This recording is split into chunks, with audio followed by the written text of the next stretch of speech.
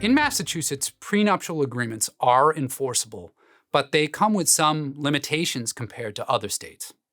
We see other states that follow kind of a contract concept when it comes to prenuptial agreements. In other words, whatever the prenuptial agreement says, that is going to be what's followed. In Massachusetts, courts take a careful look at whether the prenuptial agreement was fair and reasonable at the time it was entered, and whether it's still fair and reasonable at the time of a divorce.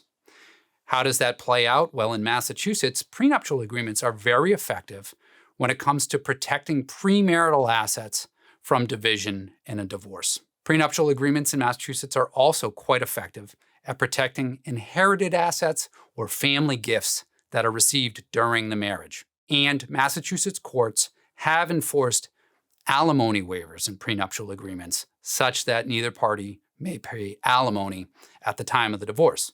However, it's important to note that that two-look test, where they look first whether it was fair and reasonable at the time it was made, and again whether it's still fair and reasonable at the time of the divorce, can cause a court to invalidate a provision of a prenuptial agreement. For example, an alimony waiver may be deemed to be unfair if it causes one party to have few or substantially no assets and the other party to have most of the assets or greater wealth following the divorce.